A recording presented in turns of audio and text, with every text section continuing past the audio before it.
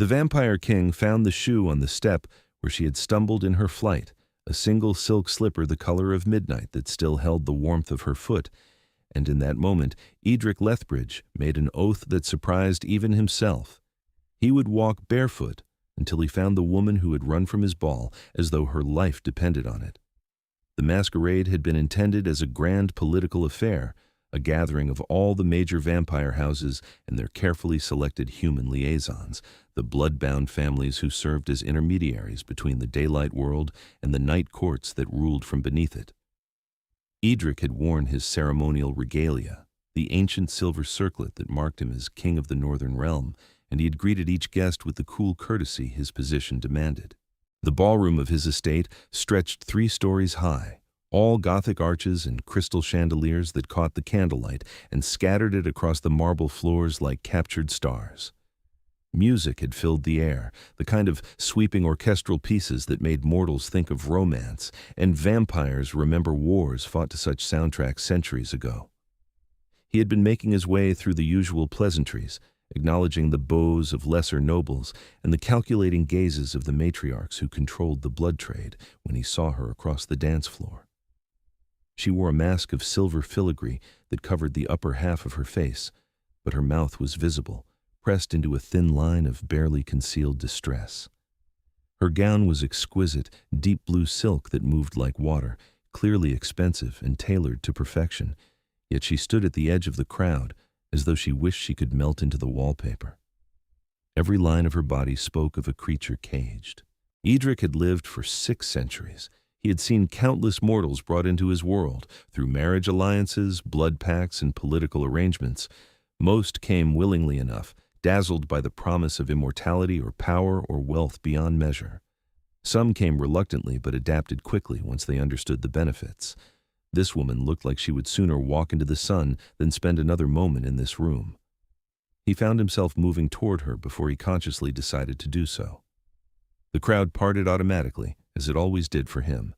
She did not notice his approach until he was directly in front of her, and when she looked up and met his eyes through the mask, he felt something he had not experienced in decades, genuine curiosity. "You appear to be in need of rescue," he said quietly, pitched for her ears alone despite the music and conversation surrounding them. "I appear to be in need of an exit," she replied, her voice tight, "but I'm told that would be impossibly rude." "Who told you that?" "Everyone who matters to everyone but me." Eadric studied her more closely. The gown, the jewels at her throat, the elaborate styling of her dark hair, all of it spoke of careful preparation, of handlers and expectations. He knew this game. He had played it from the other side for centuries. "You are one of the potential matches," he said, understanding settling over him like a familiar cloak. The council had insisted on inviting a selection of mortal women from the great blood alliance families, suitable candidates for a king who had ruled alone for too long. The families gained status and protection. The king gained heirs and political stability. Everyone won, according to the architects of such arrangements. Her jaw tightened. Bianca Jennings, House Jennings of the Eastern Trade Dominion, eldest daughter, therefore most valuable bargaining chip. My father controls half the blood supply for the coastal territories, which makes me extremely marriageable to someone like you. The bitterness in her voice was acidic enough to etch glass. Eadric felt an unexpected twist of something that might have been sympathy. He had never been forced into anything, the prerogative of power, but he remembered others who had been, and he remembered that he had not always been kind about their unhappiness. "And you do not wish to be married?" "I do not wish to be sold." She glanced away, clearly struggling to maintain composure. "But my wishes were not consulted, and now I am here, dressed like a doll and presented like livestock, and I am trying very hard not to make a scene that will bring dishonor to my family, even though they clearly have no concern for my honor or my happiness." Before Eadric could respond, one of his council members appeared at his elbow, the ancient vampire Lysander, whose white hair fell past his shoulders and whose eyes held the cold calculation of a creature who had orchestrated empires. "Majesty, the Jennings patriarch wishes to introduce his daughter formally. I believe you were speaking with her, which is fortuitous."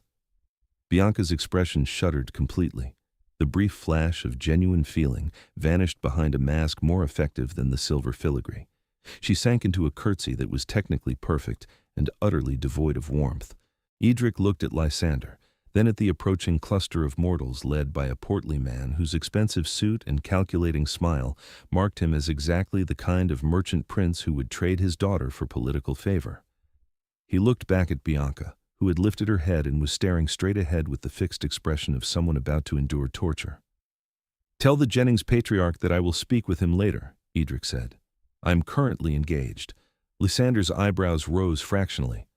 "Majesty, the alliance can wait until I have finished my conversation." Eadric's tone did not rise, but it acquired the edge that made even ancient vampires remember why he was king. Lysander bowed and withdrew, moving to intercept the Jennings delegation with smooth, diplomatic grace. Bianca had gone very still. "You did not have to do that." "No," Eadric agreed, "but I wanted to." "Why?" It was a fair question. Eadric did not have a fair answer. He had spent 600 years making practical decisions, weighing costs and benefits, choosing the path that best served his kingdom and his power. Sentiment was a luxury he had learned to do without, yet something about this woman's desperate unhappiness bothered him in a way he could not quite name. "Because you asked for an exit," he said finally, "and I have the power to provide one, at least temporarily." She studied him with an intensity that felt almost like a physical touch. Whatever she saw in his face must have satisfied some internal question, because her shoulders lowered slightly, the rigid tension easing by small degrees. "Thank you," she said, and this time she sounded like she meant it. They stood in silence for a moment, an island of stillness in the swirling chaos of the ball. Around them, vampires and mortals danced and schemed and played out the eternal games of power and blood. The music swelled, a waltz that had been old when Eadric was young. "Aditi, I should leave before my father finds his way past your council member," Bianca said. "He will insist on the introduction, and I will have to smile and pretend I am honored by your attention, and you will have to pretend you are considering the match, and we will both know it is a performance for everyone else's benefit." "You assume I would be pretending," she laughed, a short, bitter sound. "Of course you would be. I have been examined by 7 different vampire nobles tonight, each one looking at me like I'm a horse at auction, checking my teeth, asking about my bloodline, inquiring whether I have any hereditary illnesses that might complicate a turning. You are a king. I'm sure your standards are even higher." Eadric felt a flicker of distaste at the image she painted, though he knew it was accurate. The blood alliance marriages were treated exactly like breeding contracts, because that was essentially what they were. The mortal families gained protection and status. The vampire houses gained access to human institutional power and fresh bloodlines, free of the complications that came with turning strangers. Children born of such unions, if turned at maturity, were considered more stable than those turned from outside the blood-aware families. It was all perfectly logical and utterly cold. "I have no intention of examining your teeth," he said dryly. "I suspect they are adequate for their purpose." This startled another laugh from her, less bitter this time. "That is the lowest bar for a compliment I have ever encountered. I'm told I am not skilled at flattery. I prefer honesty." She glanced toward the crowd, clearly tracking her father's progress through the room. "I should go. Thank you for the temporary sanctuary." She turned to leave, and Eadric watched her walk away, the blue silk of her gown flowing behind her like water. He told himself that was the end of it, that he had provided a moment of kindness to an unhappy woman, and that was sufficient. He had duties to attend to, alliances to maintain, a kingdom to rule. One mortal's misery was not his concern. He lasted perhaps 10 minutes before he found himself scanning the room for another glimpse of her. The ball continued for hours, as such events always did. Eadric performed his role with the smooth competence of long practice, speaking with each of the major house representatives, acknowledging the petitions and requests that were the real currency of such gatherings. He danced with the vampire matriarch of the Southern Isles, whose white hair was braided with silver chains and whose political influence rivaled his own. He listened to the concerns of the blood trade masters, who worried about mortal legislation that threatened to expose their carefully hidden networks. He accepted the oath of fealty from a newly turned vampire who had earned the right to join the Northern Court through a century of service. Through it all, he was aware of Bianca Jennings moving through the crowd like a ghost at her own wake. Her father kept her close, introducing her to one vampire noble after another. She smiled and curtsied and said all the appropriate things, but Eadric could see the tension in her shoulders, the way her hands clenched in the folds of her gown whenever she thought no one was watching. She looked like she was drowning on dry land. Near midnight, Eadric saw her father deep in conversation with Lysander and two other council members. The old merchant was gesturing expansively, clearly making some kind of pitch. One of the council members glanced toward Eadric, then back to the merchant, nodding slowly. Political wheels turning, alliances being discussed, terms being negotiated. Bianca stood slightly apart from the group, staring at nothing, her face blank. Eadric found himself moving toward them again, though his more rational mind suggested this was unwise. He had already shown her more consideration than was typical. Drawing additional attention to her would only make her situation more complicated. He was 5 steps away when Bianca's head snapped up as though she had heard something alarming. Her eyes went wide behind the silver mask, and she looked directly at her father, then at the council members, then at Eadric. Whatever she saw in their faces or postures made her go absolutely white. Then she ran. It was not a dignified retreat or a graceful exit. She simply turned and bolted for the doors, moving fast enough that her gown tangled around her legs. The entire ballroom seemed to freeze for half a heartbeat, conversations stopping mid-word, dancers pausing in their steps. Then the murmur started, shocked whispers rippling outward like waves. Eadric saw her father lunge forward as if to stop her, saw Lysander raise one hand in a calming gesture, saw the other guests beginning to react. He did not consciously decide to act. His body simply moved, supernatural speed carrying him across the ballroom in a blur. He reached the doors just as Bianca disappeared through them, heard her footsteps racing down the marble corridor beyond. By the time he reached the grand entrance hall, she was already halfway down the main staircase that swept from the estate's massive front doors up to the ballroom level. She was running in full flight, one hand holding up her gown, the other reaching for the banister to steady herself. She stumbled on the 3rd step from the bottom, her foot twisting, and one of her shoes came off, the midnight blue slipper tumbling down to land on the polished marble. She did not stop to retrieve it. She kicked off the other shoe, left it where it fell, and ran barefoot out the open doors and into the night. Eadric descended the stairs at a more measured pace, moving to the bottom step where the single shoe lay like an accusation. He bent and picked it up, the silk still warm from her body heat, and something in his chest tightened in a way he did not entirely understand. Behind him, he heard the rush of footsteps as others reached the entrance hall, her father's voice raised in mortified anger, Lysander's calmer tones already beginning damage control, other voices speculating, gossiping, turning the incident into the scandal it would certainly become. Eadric looked down at the shoe in his hand, then out at the night where Bianca Jennings had vanished. He thought about her desperate eyes, her rigid shoulders, the way she had looked like a creature caged. He thought about the marriage negotiations her father had clearly been finalizing without her knowledge or consent. He thought about the expression on her face in that last moment before she ran, the look of someone who had realized the trap was about to close and had chosen to chew off her own leg rather than be caught. He removed his own shoes, the formal boots that were part of his ceremonial attire, and set them aside. Then he walked barefoot to the edge of the entrance, feeling the cold marble under his feet, and made a quiet promise to the darkness that had swallowed her. He would find Bianca Jennings. He would walk every kingdom barefoot if necessary, until he understood why she had run and what she had been running from. And he would not stop until he had answers. The shoe felt very light in his hand, and very heavy with meaning. The council met in emergency session an hour after the ball ended, gathering in Eadric's private study while the remaining guests dispersed into the night with enough gossip to fuel months of speculation. The room was all dark wood and older darkness, shelves of books that had been ancient when Eadric was turned, windows that looked out over the estate's grounds and the city glittering beyond.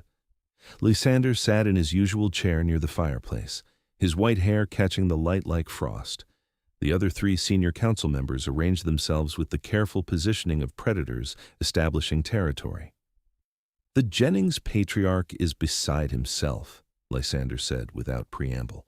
He insists his daughter has suffered some kind of mental break, that she is not responsible for her actions. He wishes to retrieve her and promises she will be properly disciplined and returned for formal consideration. No. Eadric's voice cut through the room like a blade.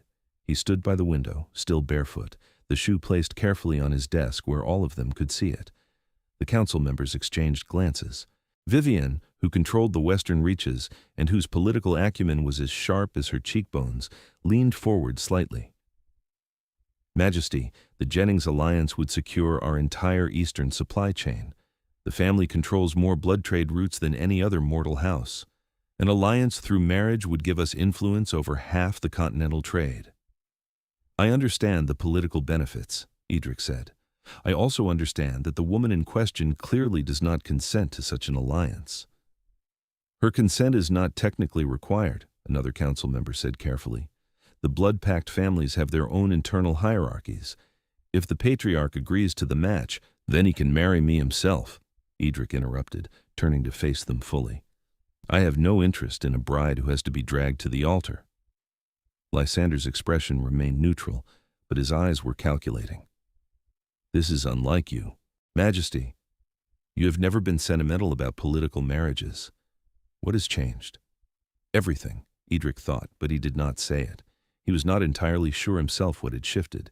He only knew that the image of Bianca's face, desperate and cornered, had lodged itself somewhere in his chest and would not dislodge. I will not force the match, he said instead. That is final. Then what do you propose? Vivian asked. The Jennings patriarch will expect some response. The alliance was all but formalized when his daughter fled. If we simply walk away, we insult the family and potentially lose access to their networks. Other houses will move in to secure what we rejected. Eadric looked at the shoe on his desk, remembering the warmth of it, the way Bianca had run barefoot into the night rather than stay one moment longer in his presence. I will find her, he said quietly. I will speak with her directly, without her father's interference, and I will determine what she actually wants. Then we will proceed accordingly. And if what she wants is to sever all connection with our world, Lysander's tone was mild, but the question was pointed, then that is what will happen. The council members looked at each other again, a silent conversation happening in the space between heartbeats. Finally, Vivian spoke again, her voice carefully neutral. The other houses will interpret this as weakness, Majesty. A human woman fled your ball in front of the entire court, and now you propose to chase after her like a choose your next words carefully, Eadric said softly. Vivian inclined her head, acknowledging the warning. I merely mean that perception matters in our world. If you are seen to be pursuing a reluctant bride, it suggests desperation. It suggests that the Northern Realm needs the Jennings alliance more than the Jennings family needs us. Let them think what they wish. Eadric moved away from the window, coming to stand before his council with the full weight of 6 centuries of authority behind him. I'm going to find Bianca Jennings. I am going barefoot until I do, as a reminder to myself and to anyone watching that I do not take her flight lightly. When I find her, I will learn the truth of her circumstances. This is not a negotiation. Lysander studied him for a long moment, then nodded slowly. As you command, Majesty, though I would note that every kingdom is considerable territory to search, and mortal women who wish not to be found can be surprisingly resourceful. Then I suggest I begin immediately. The council was dismissed. As the others filed out, Lysander lingered, waiting until they were alone before speaking again. You realize, of course, that this will complicate matters considerably. The Jennings family will not simply accept their daughter's disappearance. They will search for her as well, and when they find her, they will bring her back by force if necessary. She is too valuable an asset to lose. Then I will find her first, and if she does not wish to be found by anyone, including you. Eadric picked up the shoe again, turning it over in his hands. The silk was fine work, clearly expensive, another piece of the gilded cage her family had built around her. Then I will at least ensure she understands that she has choices, that she is not simply a piece on a game board to be moved at others' convenience. Lysander's expression shifted into something that might have been approval or might have been concern. You are developing a conscience in your old age, Majesty. It is not like you. Perhaps I have simply been reminded that I have one. After Lysander left, Eadric stood alone in his study, looking at the shoe and thinking about a woman who had run barefoot into the night to escape a future she had not chosen. The king of the northern realm, who commanded armies and controlled territories and bent the world to his will through sheer force of ancient power, found himself troubled by the unhappiness of one mortal woman in a way that made no strategic sense whatsoever. He placed the shoe in an inside pocket of his coat, feeling the slight weight of it rest against his heart. Then he walked out of his estate and into the city, barefoot and determined, to begin a search that would take him farther than he could imagine. The city spread before him like a living map, all neon and darkness, modern glass towers rising beside ancient stone buildings that remembered when this territory was forest and scattered settlements. Eadric knew every street, every hidden corner where his kind gathered away from mortal eyes. The vampire courts existed in the spaces between, in the basements of exclusive clubs and the sublevels of buildings that had no sublevels on any official blueprint. His world and the mortal world occupied the same physical space, but operated on entirely different frequencies. Bianca Jennings existed somewhere in the overlap, a mortal born into the blood-aware families, raised with knowledge of what lurked in the darkness. She would know how to hide, at least for a while.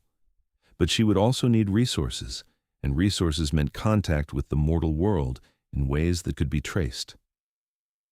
Eadric began with the obvious. He sent word through his network, instructing his people to search for any sign of a young mortal woman traveling alone, possibly without identification or funds. He contacted the vampire lords who controlled the other major territories, requesting their cooperation in the search. Most agreed readily enough, intrigued by the scandal and curious to see how it would play out.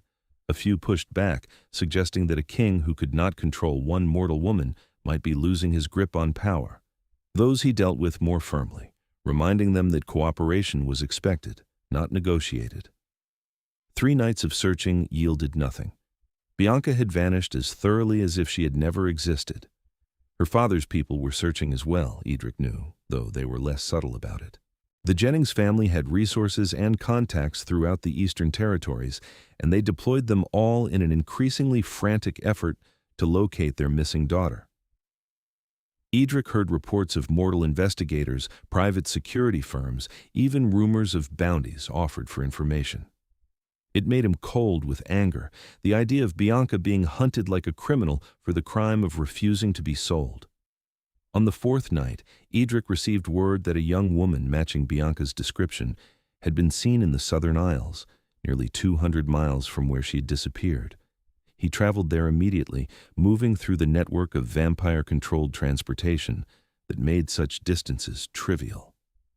The Southern Isles were Vivian's territory, all coastal cities and old money, mortal families who had been intertwined with vampire politics for generations.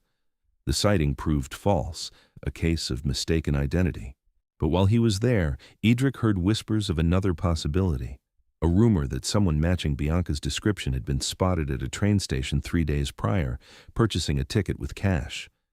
He followed the lead to a city on the western coast, walking barefoot through streets that smelled of salt and fish and human crowding. The pavement was cold under his feet, sometimes wet from the constant mist that rolled in from the ocean. Mortals stared at him as he passed, this pale figure in expensive clothes, walking shoeless like a madman or a saint. He ignored them, focused on the search. The train station yielded more information. A clerk remembered a young woman who had paid for a long-distance ticket in crumpled bills, who had looked exhausted and frightened, and had jumped at every loud noise. She had been traveling north, toward the mountain territories where the vampire presence was thinner and mortals still controlled most of the infrastructure. Eadric went north, walking when he had to, taking vampire-controlled transport when it was available. The territories changed around him, cities giving way to smaller towns, modern buildings replaced by older construction, the air growing colder and thinner. His feet accumulated cuts and bruises that healed almost as quickly as they formed, the minor damage of walking barefoot through the world. He could have healed them completely with a thought and an effort of will, but he did not. The oath mattered, even if he was the only one who truly understood why. In a mountain town built on logging and tourism, he found another lead. A diner owner remembered a young woman who had stopped for coffee and eggs, who had paid with coins scavenged from her purse and had asked about work.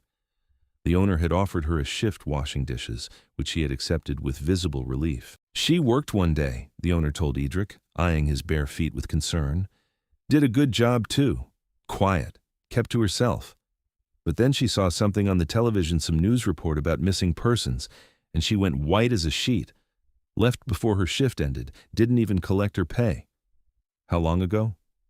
Week, maybe. She headed up into the high country, I think. There's a lot of small towns up there, places where people go when they don't want to be found. Eadric continued north and east, following a trail that grew colder with each passing night. He traveled through territories he had not visited in decades, places where the vampire presence was minimal and the old ways held stronger. In one town, he found a shelter worker who remembered Bianca staying for 2 nights before moving on. In another, a gas station attendant recalled selling her a map and some bottled water.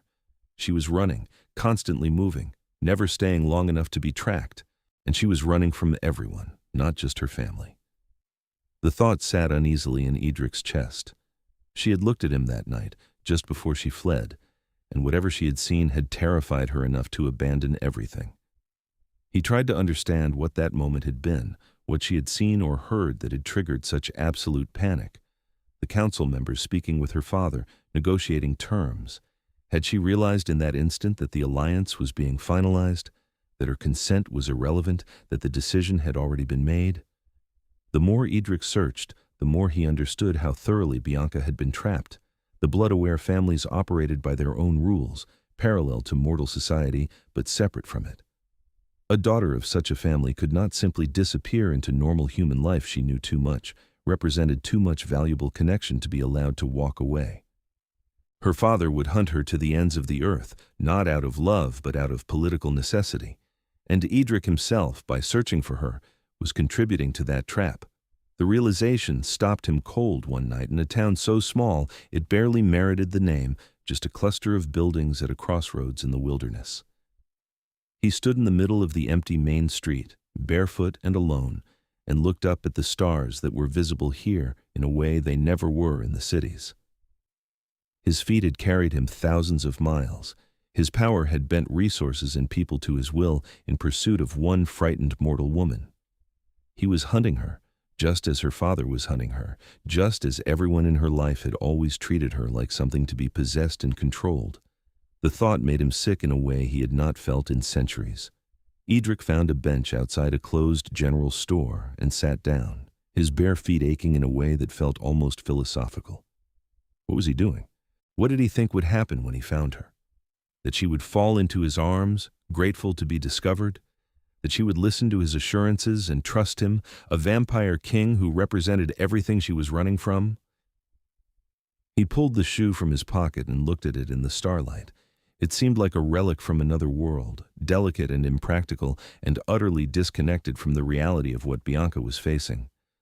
She was not a fairy tale princess, waiting to be rescued. She was a real woman, fighting for her freedom against forces that vastly outmatched her, and his romantic gesture of walking barefoot meant nothing if it ended with him dragging her back to a life she had risked everything to escape.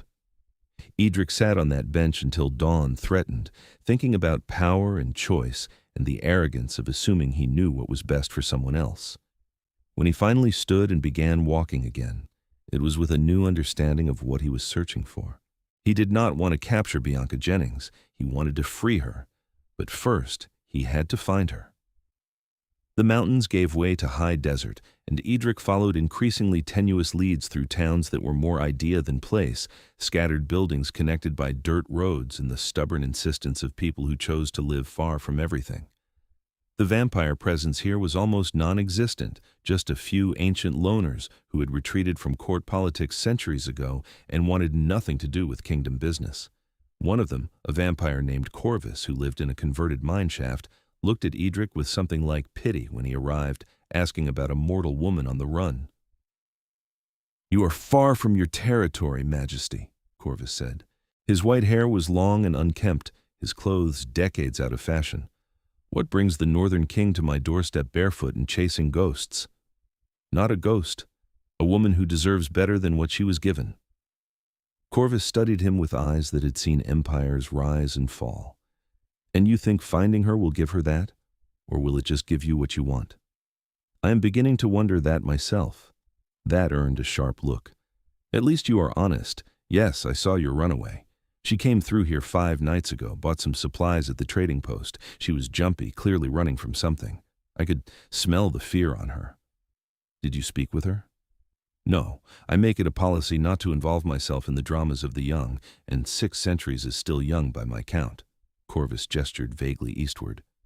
She headed toward the borderlands, where the territories blur and no one holds clear authority. A lot of places to hide out there if you know how. A lot of ways to die. 2, if you are not careful. Eadric felt a chill that had nothing to do with the desert night. She is mortal, alone. The borderlands are not safe for someone like her. No, Corvus agreed, but they are safer than being found by people who want to own her. She made her choice. Question is, will you respect it? The words followed Eadric as he continued east, into territories that belonged to no one and everyone, where the careful structures of vampire politics dissolved into older, wilder ways. The borderlands were where rogues and outcasts gathered, where vampire law held no weight and mortal law had never reached. It was dangerous for anyone, but for a lone mortal woman with no protection and limited resources, it was potentially lethal. He found her 3 nights later in a settlement that was barely a step above a bandit camp, a collection of temporary structures surrounding a natural spring in the middle of nowhere. The population was mixed, mortals and vampires, and others who defied easy categorization, all of them running from something or toward something, or simply existing in the spaces the regular world forgot. Bianca was working in what passed for the settlement's dining hall, serving food and cleaning tables in exchange for a place to sleep and enough money to eventually move on.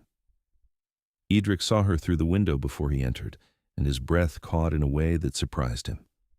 She looked nothing like the polished woman who had attended his ball. Her hair was pulled back in a simple braid, her clothes were worn and practical, her hands showed the evidence of hard work. She looked tired and thin and more alive than he had ever seen her, moving through the room with quick efficiency, smiling at something a patron said, fully present in a way she had never been in that ballroom. She looked free. Eadric almost turned around and left. The sight of her actually happy, actually choosing her own path, even in these harsh circumstances, made his presence feel like a violation. But he had come too far, and there were things she needed to know, truths about what was pursuing her that went beyond just her father's ambitions. He pushed open the door and walked in barefoot, and saw the exact moment Bianca recognized him. All the color drained from her face. The plate she was holding slipped from her hands and shattered on the floor, and she took 3 stumbling steps backward as though he had struck her. The entire room went silent, conversations dying as people registered the presence of something dangerous. Eadric could feel them assessing him, marking the white hair and pale skin that identified him as vampire, noting the expensive clothes that marked him as someone important, tracking the way Bianca was staring at him like he was her execution made manifest. "Please," Bianca whispered, her voice shaking, "please just leave me alone." Eadric stopped where he was, making no move to approach her. "I need to speak with you. 5 minutes. Then if you want me to leave, I will." "I do not believe you." "I know, but I'm asking anyway." One of the other patrons, a scarred mortal man who looked like he had survived things that should have killed him, stood up slowly. "The lady asked you to leave, vampire. Might want to listen." "This does not concern you," Eadric said without looking away from Bianca. "She works here. We look after our own. So yeah, it does concern me." Eadric felt the situation balanced on a knife's edge. He could force this, could use his power to clear the room or compel Bianca to listen. But that would prove every fear she had about him, would confirm that he was just another person trying to control her life. "Bianca," he said quietly, "I walked barefoot across 5 territories to find you. Not to drag you back, not to force you into anything, just to talk. Please." She stared at him, her whole body trembling, clearly trying to decide whether to believe him. The man who had stood up moved closer to her, positioning himself as a physical barrier. Others in the room were shifting, the ambient threat level rising as they prepared to defend one of their own against an intruder. "Outside," Bianca said finally. "We talk outside where everyone can see, and you keep your distance." "Agreed." They walked out into the desert night, Bianca maintaining a careful 10 feet between them, the scarred man and 2 others following at a discreet distance. Eadric could feel their eyes on him, mortal and vampire alike, ready to intervene if he made any threatening move. The stars overhead were immense, untouched by city light, a reminder that the world was vast and full of places where kingdoms and politics meant nothing. Bianca wrapped her arms around herself, though the night was not particularly cold. "How did you find me?" "Carefully, slowly, you covered your trail well." "Not well enough, apparently." "I had resources you could not counter. I am sorry for that." She laughed, the sound brittle. "You are sorry for finding me, but you found me anyway. That is the story of my entire life. People doing things to me while apologizing for it, as though that makes it acceptable." Eadric absorbed that, hearing the truth beneath the bitterness. "You are right. I am sorry, and I still came here, and that is not actually an excuse. But I need you to understand something." "What? That the alliance is important? That I have a duty to my family? That I should be grateful for the opportunity to marry a king?"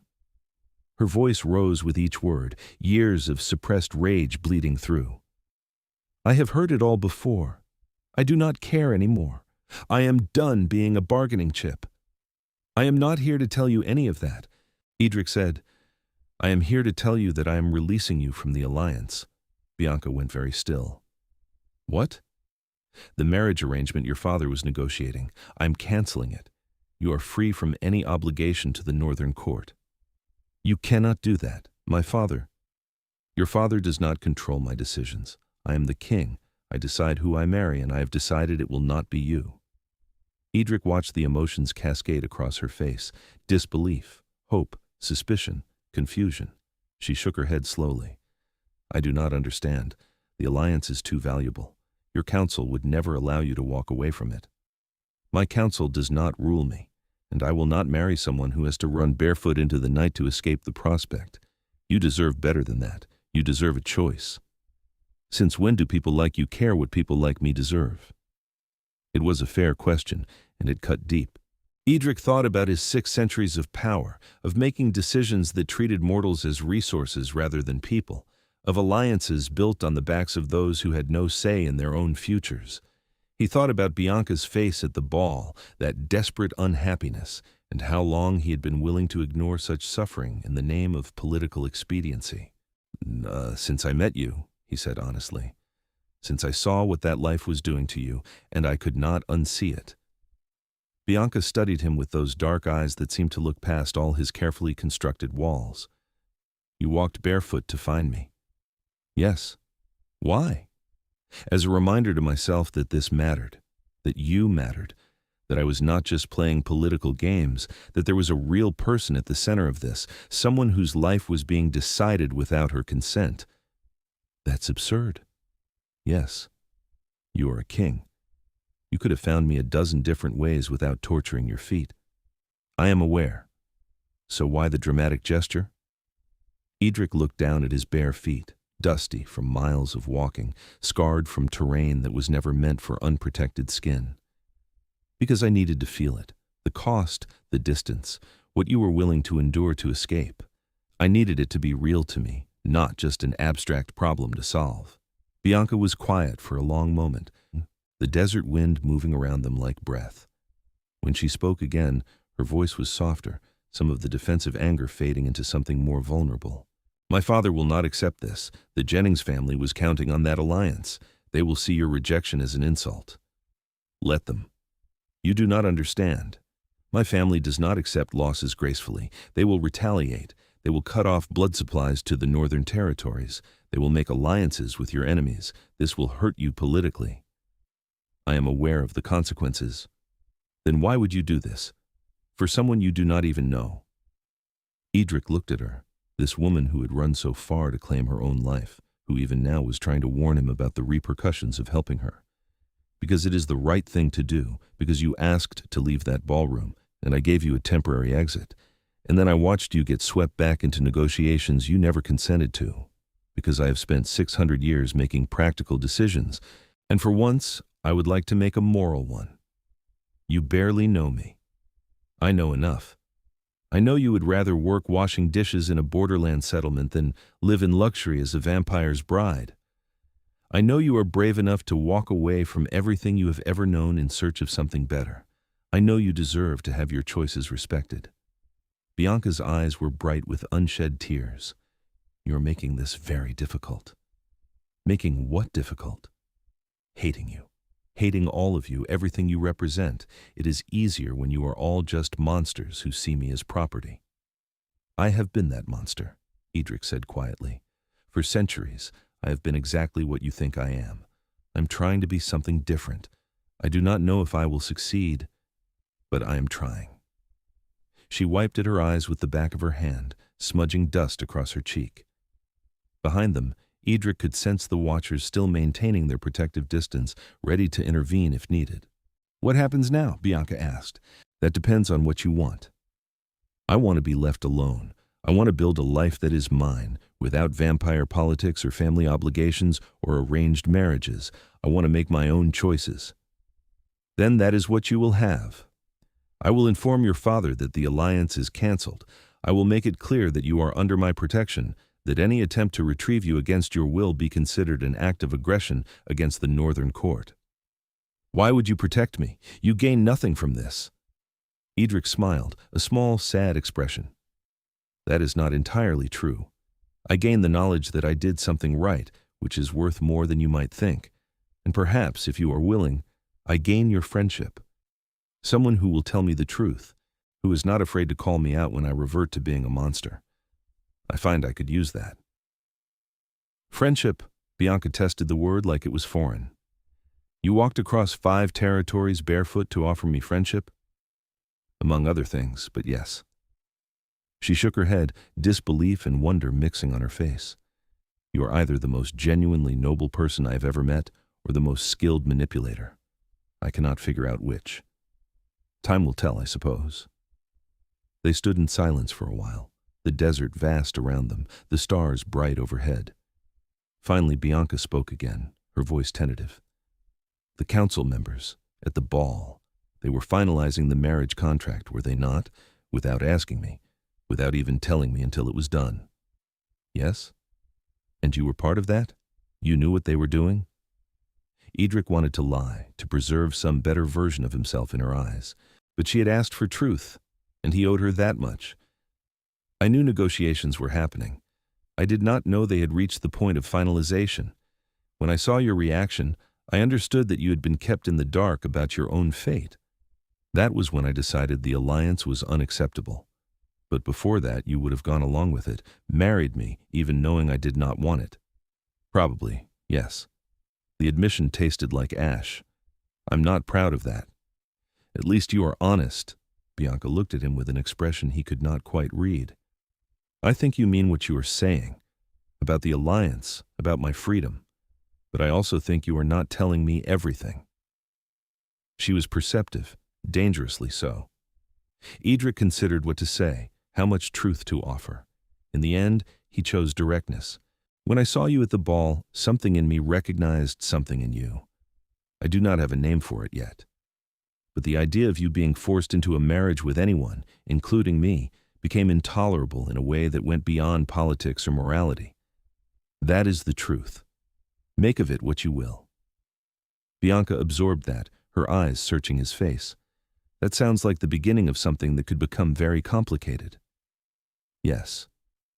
I cannot give you what you want. I will not be anyone's bride, anyone's possession. I need to be free. I know, and I am giving you that freedom with no strings attached. Why do I not believe the no strings attached part? Eadric laughed despite himself, the sound surprising in the quiet desert night.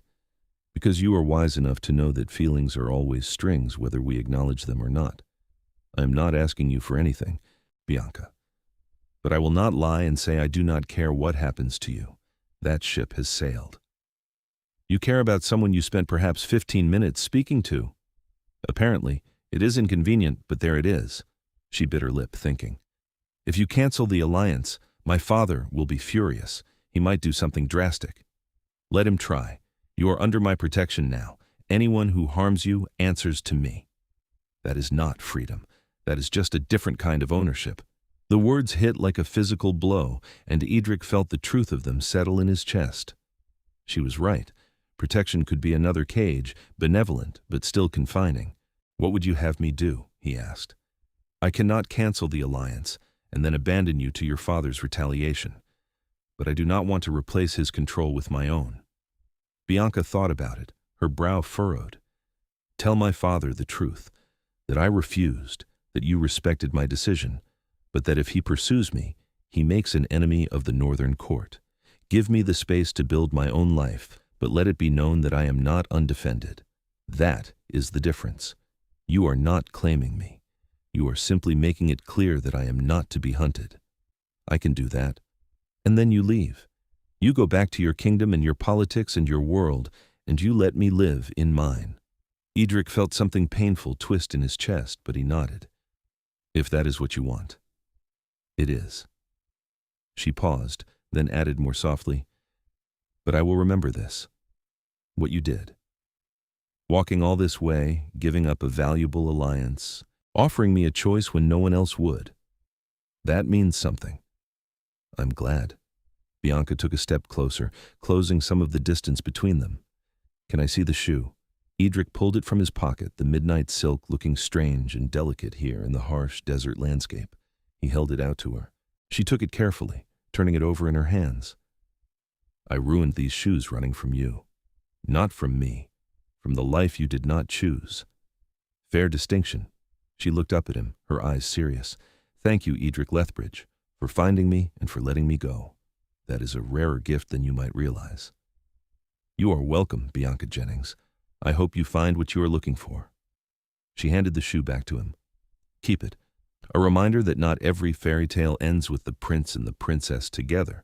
Sometimes the princess just wants to be free, and the prince is decent enough to let her. Eadric took the shoe, his fingers brushing hers for just a moment.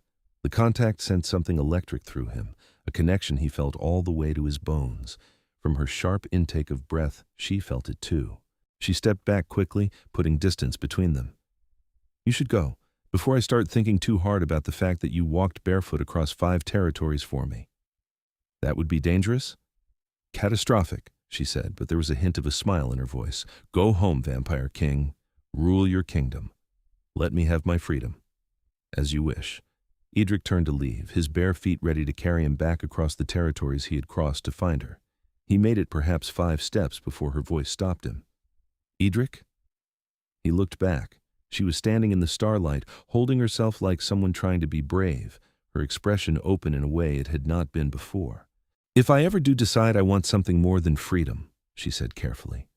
If I ever choose to enter your world again, of my own will, with no pressure or obligation, would you still be interested? Eadric's heart, which had not beat in 600 years, felt like it was trying to remember how. Yes, absolutely, without question. Good to know, she smiled, genuine and warm. Now go, before I do something stupid like ask you to stay. He left, walking barefoot back into the desert, the shoe in his pocket and something fragile and precious blooming in his chest. He had come to find her, to solve a political problem, to understand why she had run. He left having given her freedom and received nothing in return, except the possibility of something more, something real, something she might choose for herself one day. It was enough. It was more than enough. The return journey took half the time of the search, since Eadric now knew exactly where he was going rather than following a scattered trail of rumors and sightings.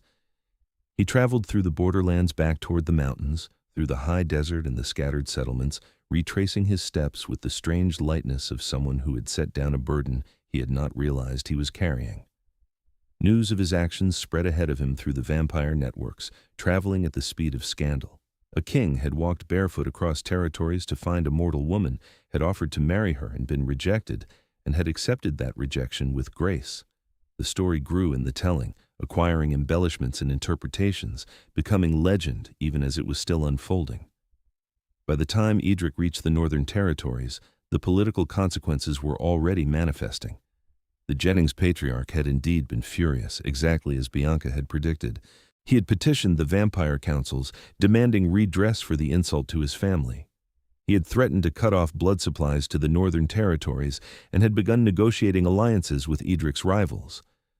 Other vampire houses watched carefully, trying to determine whether this represented weakness they could exploit or strength they needed to respect. Eadric's own council was divided.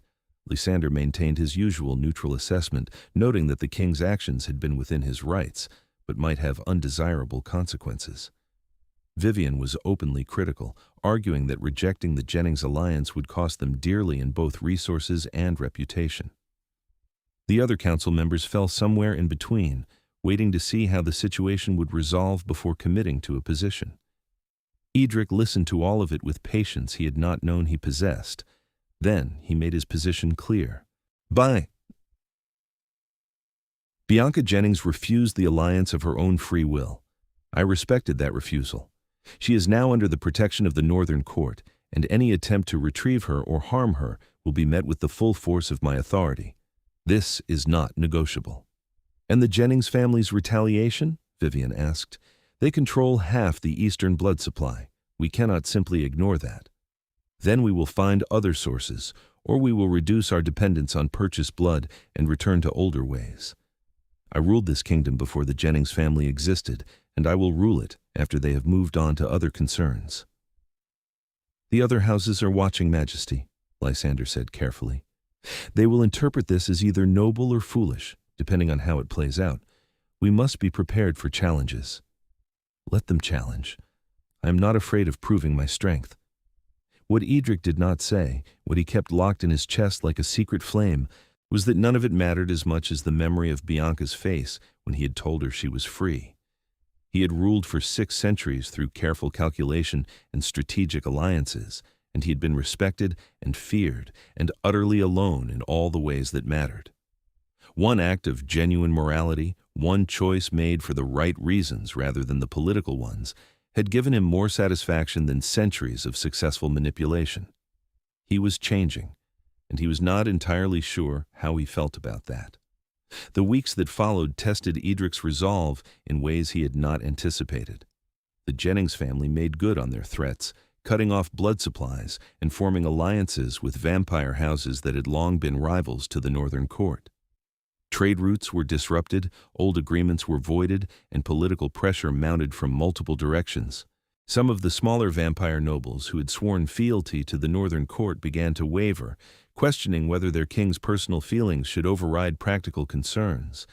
There were whispers of discontent, suggestions that perhaps 6 centuries was long enough for one ruler, that perhaps it was time for new leadership more attuned to modern realities.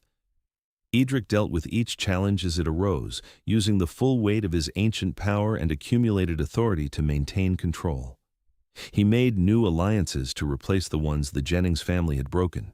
He negotiated with the blood trade masters who operated outside the major family networks. He reminded the wavering nobles exactly why he had held power for 600 years, demonstrating strength in ways that left no room for doubt. But underneath the political maneuvering, Eadric found himself thinking about Bianca constantly, wondering if she was safe, if she had found the freedom she had been searching for, if she ever thought about the barefoot vampire king who had walked across territories to give her a choice. He had sources in the borderlands who could have reported on her activities, but he did not ask. She had wanted to be left alone, and he would respect that, even though it cost him. 3 months after their meeting in the desert, Eadric received word that the Jennings patriarch was calling for a formal council, a gathering of all the major vampire houses and their allied mortal families, to address what he called the Northern King's breach of blood covenant protocols. It was a bold move, an attempt to use institutional pressure to force Eadric into either reinstating the marriage alliance or facing censure from the broader vampire community. Eadric accepted the challenge, knowing it would force a confrontation that had been building since the night Bianca ran. The council was scheduled for the new moon, 6 weeks away, to be held in neutral territory under the authority of the eldest vampire lords who served as arbiters in disputes between houses. Lysander brought the news personally, his expression grave. "This is dangerous, Majesty. The Jennings patriarch is calling in every favor, leveraging every connection. He has support from at least 4 major houses. If the council rules against you, you will be forced to either comply or face sanctions that could cripple the northern territories." "What are they asking for?" "That you reinstate the marriage alliance and retrieve Bianca Jennings for presentation as your intended bride. Failing that you pay reparations to the Jennings family for the insult and the damage to their reputation." Eadric felt rage bloom hot and sharp in his chest. "They want me to drag her back, to force her into exactly what she ran from." "Yes, or pay enough that the Jennings family can save face and find another alliance." "How much are they asking?" Lysander named a sum that would have beggared some kingdoms. Eadric barely heard it. His mind was already working through scenarios, calculating the political landscape, determining how to fight this battle on terms that protected both his kingdom and Bianca's freedom. "I will attend the council," he said, "and I will make my position clear. Majesty, if you go into this confrontation without being willing to compromise, you may lose everything. Then I will lose everything, but I will not be the person who takes away Bianca's choice. Not for politics, not for power, not for anything." Lysander studied him with an expression that might have been respect or might have been concern. "You have changed these past months. I am not certain it is for the better, politically speaking. Politically, I am sure you are right, but I find I'm more concerned with being able to look at myself than with maintaining optimal political advantage. That is a very mortal way of thinking. Perhaps I am finally remembering what it was like to be human before power made me forget." The 6 weeks before the council meeting passed in a blur of preparation. Eadric met with his own allies, shoring up support, making sure they understood what was at stake. He prepared arguments, marshaled evidence, built the case for why he had the right to refuse an alliance regardless of the political consequences. He consulted with ancient vampires who remembered the old laws, looking for precedents that would support his position. Through it all, he thought about Bianca, wondered if she knew what was happening, if she understood that her refusal to be owned was causing ripples across the entire vampire political structure. Wondered if she regretted running or if she was living her best life somewhere far from all of this, finally free. He had promised to leave her alone, and he kept that promise, even though everything in him wanted to go back to that borderland settlement and see her face one more time before he walked into a council that might destroy everything he had built. The night before the council meeting, Eadric stood in his private study, looking at the midnight blue shoe that he had carried across territories. He had placed it in a glass case, a reminder of what he was fighting for, of the moment he had chosen morality over expediency. "Majesty," Lysander's voice came from the doorway. "It is time. The council convenes at midnight." Eadric placed his hand against the glass, feeling the cool surface beneath his palm. "I am ready." They traveled to the neutral ground, an ancient estate that had served as meeting place for vampire councils since before the current kingdoms had existed. The building was all stone and history, rooms that had witnessed centuries of negotiations and power plays and alliances forged and broken. The council chamber was circular, with seats arranged in tiers so that all the attending vampires could see and be seen. The major house representatives sat in the inner circle, their white hair and pale skin marking them as the ancient powers who controlled the vampire world. Behind them, the lesser nobles and advisors filled the outer tiers, witnesses to whatever would unfold. The Jennings patriarch sat with the other mortal representatives in a designated area, looking smug and confident. He had dressed in his finest, all-expensive fabric and ostentatious jewelry, the costume of someone who believed he had already won. Eadric took his place in the inner circle, maintaining the regal composure that 6 centuries had made second nature. Around him, he could feel the weight of attention, of judgment, of political calculation. This was the moment that would define his reign going forward, that would determine whether he remained a king or became a cautionary tale about the dangers of letting sentiment override strategy. The eldest arbiter, a vampire so ancient she remembered when the territories had been wild lands untouched by human civilization, called the council to order. Her white hair fell to the floor like a waterfall, and her eyes held the weight of millennia. "We gather to address the petition of House Jennings," she said, her voice carrying easily through the chamber. The claim is that Eadric Lethbridge, king of the Northern Realm, has breached covenant protocols by unilaterally canceling a blood alliance marriage without proper consultation or compensation. House Jennings seeks either reinstatement of the alliance or reparations sufficient to restore their honor and political standing. Let the petitioner speak. The Jennings patriarch stood, his movements practiced and smooth. Honored council, I come before you seeking justice for a grave insult. My family has served the vampire courts faithfully for generations. We have provided blood, resources, and loyal service. In recognition of this, an alliance was proposed between my eldest daughter and the Northern King, an alliance that would have benefited both parties significantly. He paused for effect, letting his words sink in. This alliance was negotiated in good faith, with proper protocols observed and terms agreed upon by representatives of both parties. And then, without warning or consultation, the Northern King simply canceled it. My daughter was left dishonored, my family's reputation damaged, our political position weakened. This is not how honored houses conduct themselves. Eadric listened without expression, waiting for his turn to speak. The Jennings patriarch continued, building his case with the skill of someone who had spent a lifetime in negotiations. I do not ask for much, he said, his tone carefully reasonable. Simply that the Northern King honor his commitment or provide sufficient compensation for the breach. Either reinstate the alliance and allow my daughter to fulfill her duty as was agreed, or pay reparations that will allow House Jennings to restore its standing through other means.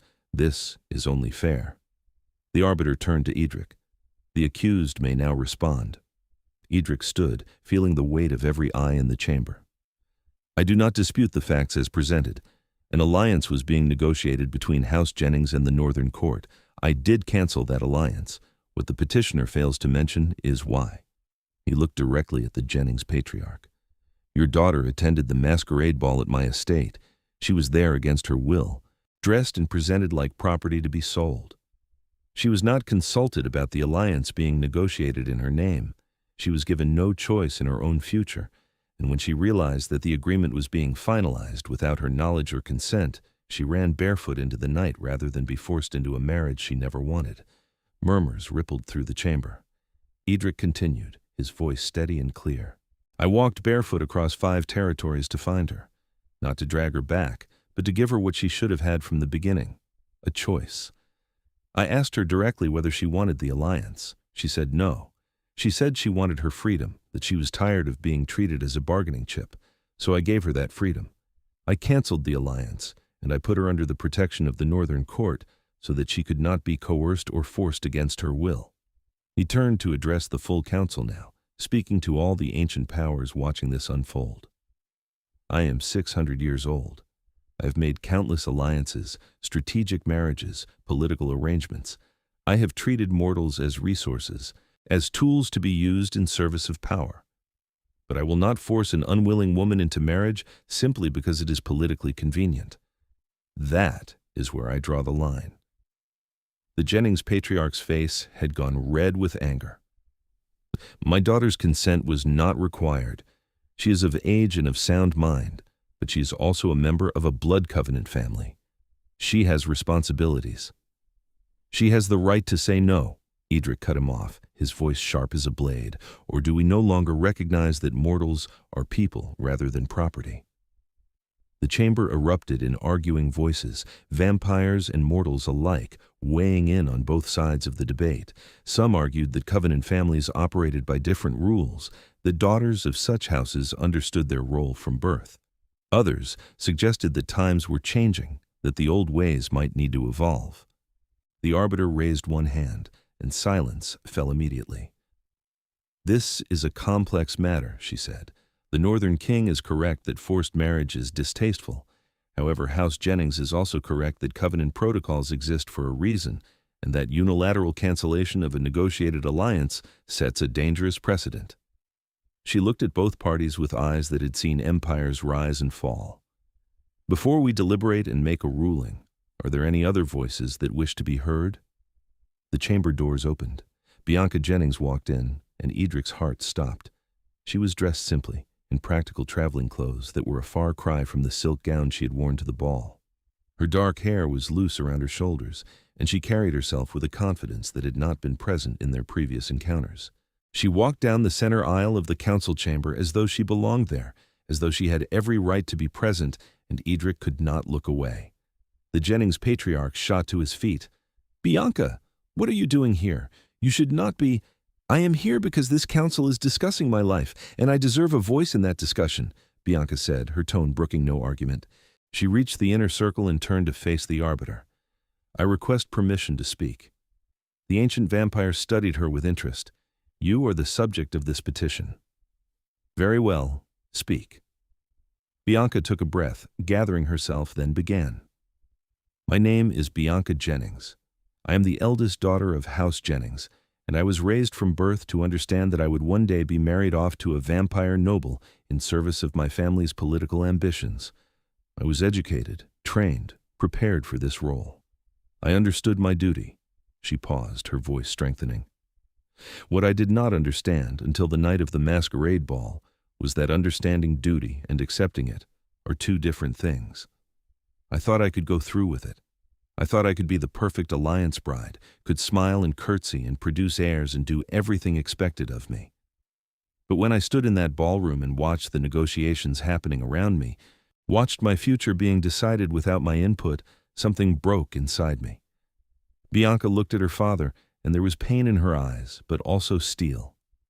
"I ran because I realized I had never made a single choice about my own life.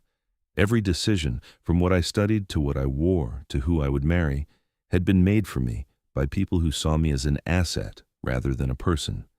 And I decided that I would rather have nothing, no family, no protection, no security, than continue living a life where my wants and needs were irrelevant." She turned to Eadric, and their eyes met across the council chamber. "Then the Northern King found me. He walked barefoot across territories, following a trail I thought I had covered, and when he finally located me, I was certain he had come to drag me back. I was terrified." Eadric remembered that moment, remembered her pale face and shaking hands, the way she had looked at him like he was her worst nightmare made flesh. "But he did not drag me back," Bianca continued. "He gave me a choice. He told me the alliance was canceled, that I was free to live my own life, that he would protect me from anyone who tried to force me back into the world I had run from. He gave me the one thing no one else ever had: respect for my own autonomy." She addressed the full council now, her voice carrying clearly. "I know my refusal has caused political problems.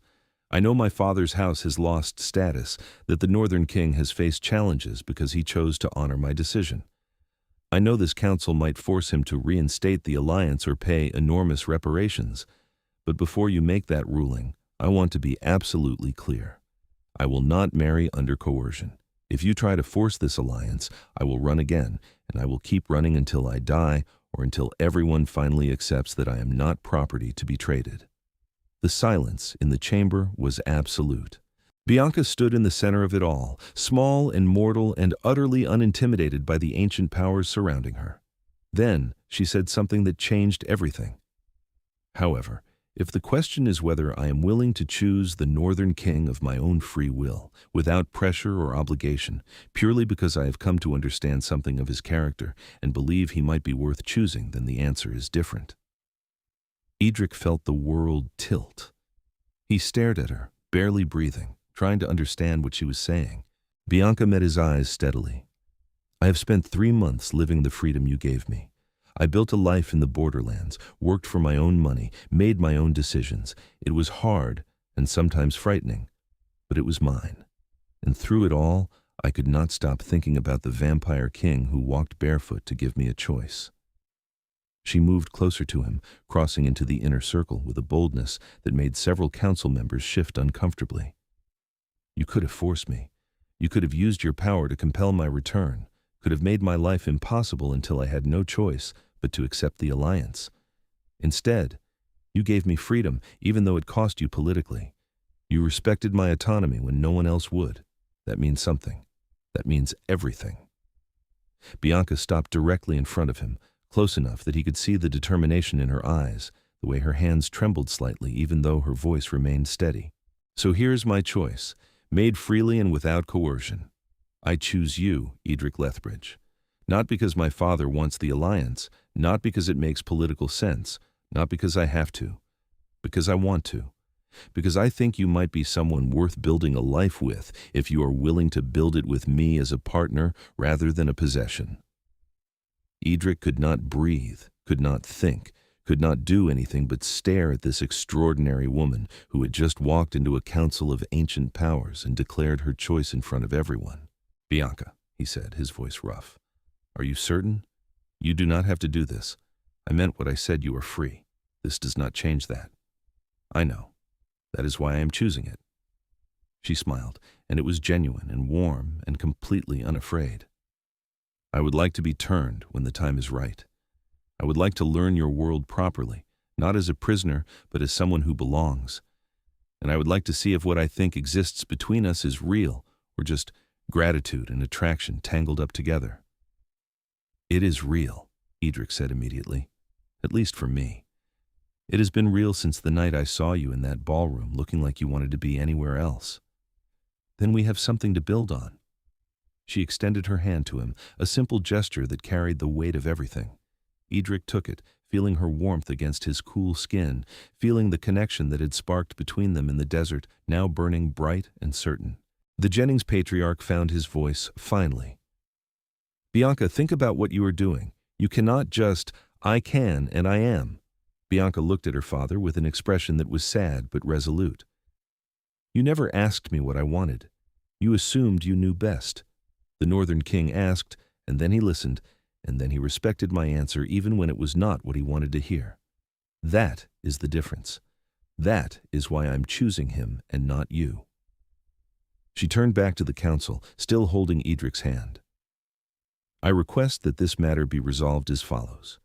The alliance between House Jennings and the Northern Court is reinstated, but on new terms. I enter it freely, of my own choice, with full autonomy and partnership rights. I will not be purchased or traded. I will be choosing this marriage because I want it, and that choice will be respected and documented." The arbiter leaned forward, her ancient eyes sharp with interest. "And what of the insult to House Jennings, the damage to their reputation?" Bianca's voice went cold. "House Jennings damaged its own reputation by trying to sell their daughter without her consent. If they want their honor restored, they can start by treating their family members as people rather than assets. I owe them nothing."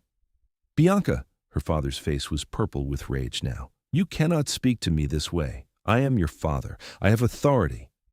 "You have no authority over me anymore. I am choosing the vampire world, which means I'm choosing their laws over yours.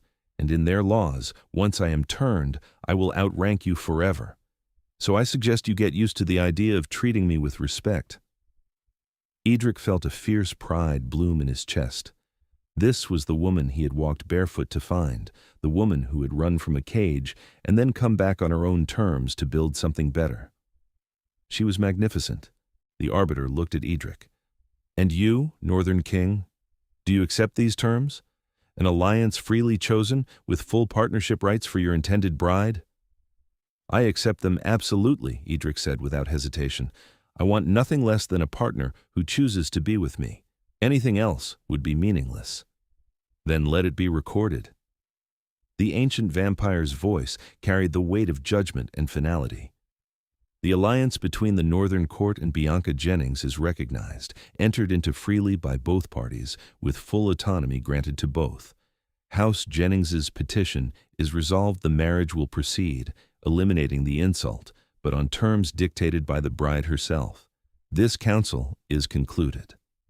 The chamber erupted in conversation, vampires and mortals alike discussing what had just happened, the unprecedented nature of it, the implications for future alliances.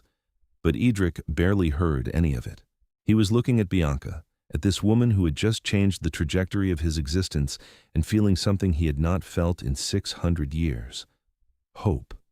Pure, uncomplicated hope. "That was incredibly brave," he said quietly, meant for her ears alone. "That was incredibly terrifying," she corrected. "I was shaking the entire time." "It did not show." "Good. I was aiming for confident and self-assured, not terrified woman gambling everything on a vampire king who might not actually want what I was offering." "I want it." Eadric tightened his grip on her hand. "I want you, Not as a political alliance, not as a bride purchased through negotiation, as a partner, as someone I choose and who chooses me back. Then I guess we have an agreement. They stood together in the center of the council chamber, surrounded by ancient powers and political machinations, and simply looked at each other. The future stretched ahead of them, uncertain and complicated and full of challenges they would have to navigate together. But for the first time in either of their lives, it was a future they were choosing freely, and that made all the difference. The aftermath of the council meeting unfolded with surprising smoothness. Once Bianca's choice was recorded and witnessed, most of the political tension dissipated. The other vampire houses, which had been watching for weakness they could exploit, found instead a king who had turned a potential disaster into a story of honor and respect. Some of them even admitted privately that Eadric's handling of the situation had strengthened his position rather than weakened it. The Jennings patriarch was less pleased, but he was also politically savvy enough to recognize when he had lost. His daughter had made her choice in front of the most powerful vampires in existence, and any attempt to punish or retrieve her now would only make him look petty and controlling. Instead, he made the best of the situation, claiming that the alliance had been his goal all along and that he was pleased his daughter would be a queen. Bianca saw through the performance immediately, but chose not to challenge it. "Let him save face," she told Eadric later as they walked through the estate gardens in the small hours before dawn. "I got what I wanted, freedom and choice. He can spin the story however he needs to."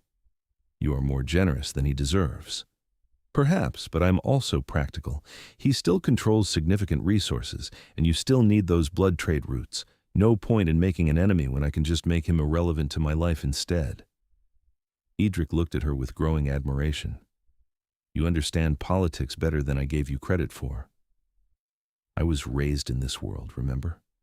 I know how it works. I just refuse to let it work on me anymore." They walked in comfortable silence for a while, the gardens beautiful in the moonlight, all carefully cultivated wildness contained within ancient walls. It was a metaphor, Eadric thought, for what they were trying to build, something natural and alive, but protected from the dangers that surrounded it. "What happens now?" Bianca asked eventually. "I chose the alliance, but I'm not sure what that actually means in practical terms." "It means we take time to know each other properly," Eadric said. "Without pressure, without political urgency. You live here as my guest, not my prisoner. We spend time together, talk, learn about each other. If what is between us grows into something real, we proceed. If it does not, we remain allies, but nothing more. And if I decide I made a mistake, that I chose wrong, then you are still free to leave." "I meant what I said, Bianca. Your autonomy is not negotiable, even now." She studied him in the moonlight, her dark eyes searching his pale face. "You really mean that, do not you? This is not some elaborate manipulation, some way to get what you want while pretending to be noble." "No, I am many things, but I try not to be a liar, especially about matters of importance." "Good, because I think I am falling in love with you, and I would prefer not to be falling in love with a manipulative monster." Eadric stopped walking, turning to face her fully. "You think you are falling in love with me?" "I think so. I cannot stop thinking about you. I spent 3 months trying to build a life without you, and the whole time I was wondering what you were doing, whether you were thinking about me, whether walking barefoot had destroyed your feet, or if vampire healing took care of that." She laughed a little. "It is inconvenient and probably foolish, but there it is." "It is not foolish." Eadric reached out slowly, giving her time to pull away if she wanted, and cupped her face in his hands. "I have been in love with you since the night you ran. I did not understand it then, did not have a name for what I was feeling. But walking across territories to find you, giving up a political alliance, facing down a council of ancient powers, none of it felt like sacrifice. It felt like the only possible choice, because you mattered more than anything else." Bianca leaned into his touch, her eyes bright. "We barely know each other. Then we will spend time fixing that. I am immortal, and you will be soon enough. We have time." "Kiss me," she said softly. "I want to know if this is real or if I am just caught up in the romance of the story." Eadric leaned down and kissed her carefully, tenderly, a first kiss that held 600 years of loneliness and the promise of something better. Her lips were warm against his, her hands coming up to rest against his chest, and the connection between them flared, bright and certain. When they finally pulled apart, Bianca was breathless, and Eadric was shaking slightly, overwhelmed by the force of what he felt. "Real," Bianca said decisively. "Definitely real." "Yes." They stood together in the garden as the first hint of dawn touched the eastern sky. Eadric would need to retreat to the protected areas of the estate soon, away from the sunlight that could harm him. But for now, he held Bianca and felt the future opening up before them like a door into light. "I will need to learn so much," Bianca said eventually, "about your world, about vampire politics and culture and history, about what it means to be turned, what I will gain and lose. I will teach you everything. We will take it slowly. And when I am ready, when I am certain this is what I want, you will turn me?" "Yes. Whenever you are ready, I will turn you. You will become vampire, immortal, powerful. You will be my queen if you wish that title, or simply my partner if you prefer, whatever you choose." Queen sounds dramatic. "You walked into a council of ancient vampires and told them all exactly what you thought. I believe you can handle dramatic." She laughed, the sound bright and free, and Eadric felt something in his chest settle into place. A piece of himself he had not known was missing now found and restored. The months that followed were a revelation. Bianca lived at the northern estate, in her own rooms with her own space, learning the vampire world from the inside. Eadric introduced her to his council, to the network of nobles and blood trade masters and ancient powers that made up his kingdom. She studied their history, their laws, the complex web of alliances and rivalries that had existed for millennia. She was brilliant at it, grasping political nuances quickly, asking sharp questions that made even Lysander nod in approval. She was also fearless, calling out injustices and outdated practices with the same boldness she had shown at the council. Some of the older vampires were scandalized, others were intrigued. All of them learned quickly that Bianca Jennings was not someone to be dismissed or ignored. Eadric watched her navigate his world with pride and growing love. She was becoming part of his life in ways he had never imagined possible, not just as a romantic partner, but as a true equal, who challenged him to be better, to think differently, to remember the humanity he had lost somewhere across 600 years of immortality. They spent their evenings together, talking for hours about everything and nothing. Bianca told him about her childhood in House Jennings, about the suffocating weight of expectations and the loneliness of being valued only for what she could provide others. Eadric told her about his own turning centuries ago, about the vampire who had made him and then left him to figure out immortality alone. They shared their fears and hopes, their past hurts and future dreams, building a foundation of trust and understanding. The physical intimacy came gradually, naturally, growing out of the emotional connection they were building. Eadric was careful, always making sure Bianca felt safe and respected, always giving her control over how far and how fast things progressed. She appreciated his caution, but also sometimes pushed past it, confident in her own desires and willing to ask for what she wanted. "I am not fragile," she told him one night when he had pulled back from a kiss that was growing heated. "I am capable of saying no if I want to stop. You do not have to protect me from yourself." "I know, but I have so much more power than you physically. I want to be careful." "Then be careful, but also trust me to know my own mind." It was a fair point, and Eadric took it to heart. They found a rhythm that worked for both of them, passion balanced with care, desire tempered by genuine affection. 6 months after the council meeting, Bianca told him she was ready to be turned. They were in his private study, the room where he had first held her midnight blue shoe and made a promise to himself. Now she sat across from him, her expression serious but certain. "I have learned everything I can as a mortal," she said. "I understand what I am choosing, what I will gain, and what I will lose. I am ready to become vampire, to join your world fully, to stand beside you as an equal in every way." Eadric felt his heart still unbeating after all these centuries somehow stutter in his chest. "Are you certain? There is no going back once it is done." "I am certain. I love you, Eadric. I love the life we are building together. I want centuries with you, not just decades. I want to be your partner in everything, not just the things mortals are allowed to participate in. I am ready. Then I will turn you." But I want to do it right, with ceremony and witnesses, so that everyone understands you chose this freely. Always protecting my autonomy. Always. The turning was scheduled for the next new moon, a traditional time for such transformations.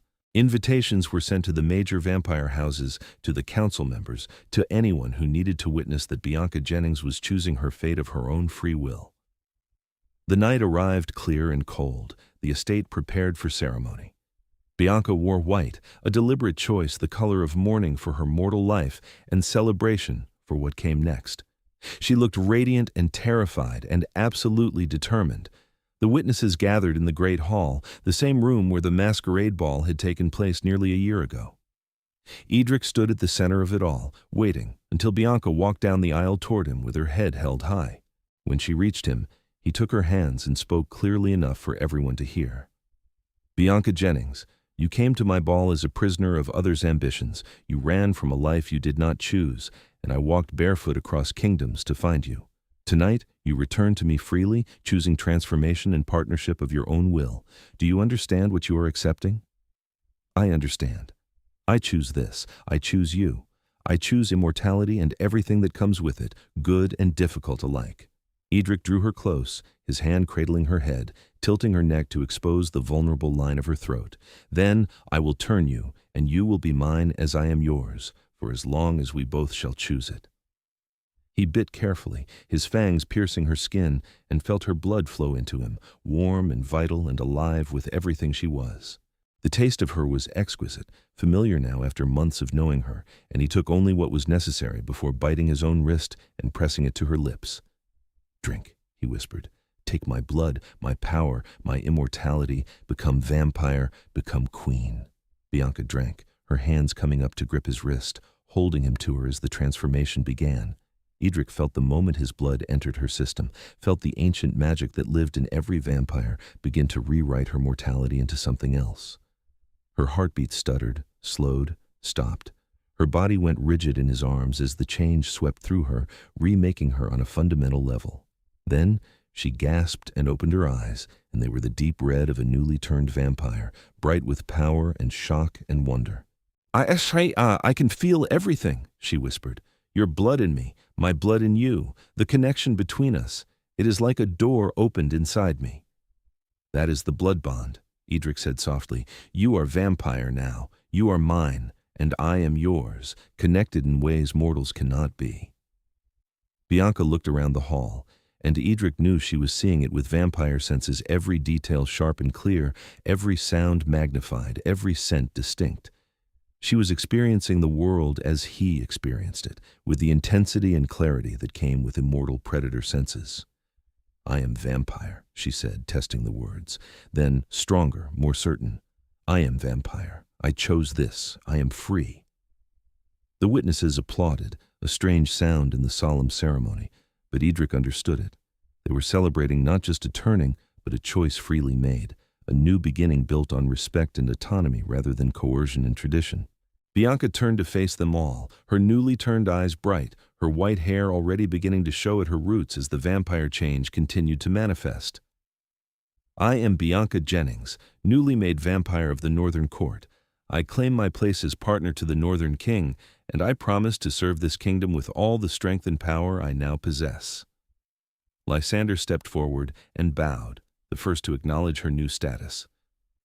"Welcome, Lady Bianca. The Northern Court is honored by your choice." Others followed, the ancient vampires and nobles offering their respects to the newest member of their world.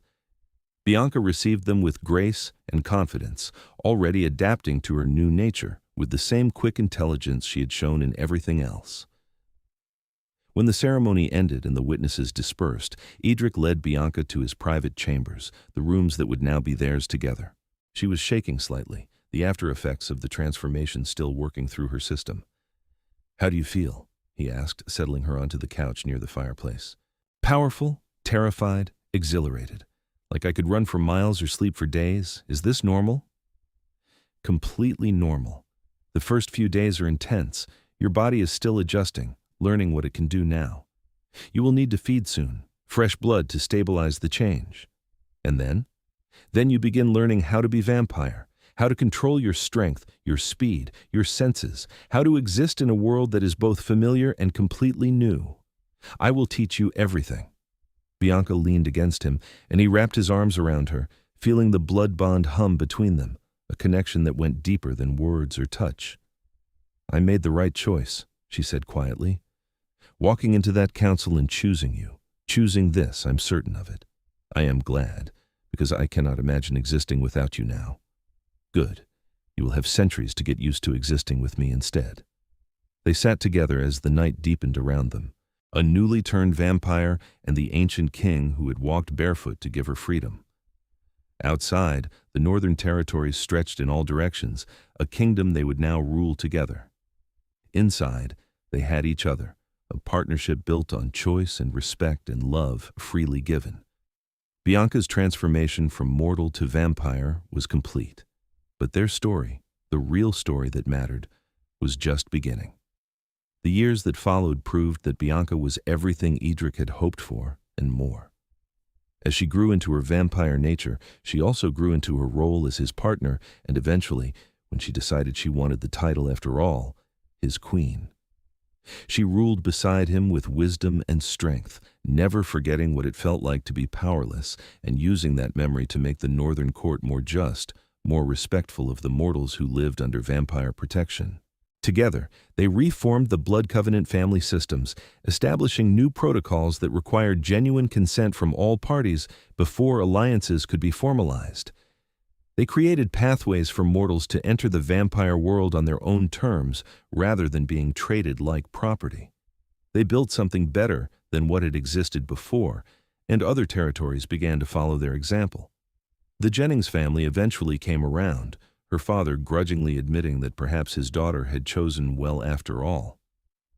Bianca maintained a polite but distant relationship with them, making clear that she was no longer part of their political calculations, but willing to work with them when their interests aligned. The midnight blue shoe remained in its glass case in Eadric's study, a reminder of the night everything changed. Sometimes, when court politics became particularly tiresome, Bianca would stand looking at it and remember what she had run from and what she had eventually chosen to run toward. "Do you ever regret it?" Eadric asked her once, finding her contemplating the shoe late one night. "Giving up mortality, binding yourself to me and to this world?" Bianca turned to him with a smile that still made his ancient heart feel full. "Never. You gave me freedom when no one else would. You walked barefoot across kingdoms to honor my choice. And then you trusted me enough to make a new choice, one that was entirely mine. How could I regret choosing the person who saw me as someone worth respecting?" "I love you," Eadric said, the words still feeling new and precious even after years of saying them. "I will love you for all the centuries ahead of us. And I love you, my barefoot vampire king who turned out to be exactly what I needed." They stood together in the study, looking at the shoe that had started everything, and thought about the strange path that had brought them here. A woman who ran from a ball, a king who searched every kingdom barefoot until he found her. A choice made freely that changed both their lives. It was not the fairy tale ending the world might have expected. It was better. It was real. It was theirs. And it was just the beginning of forever.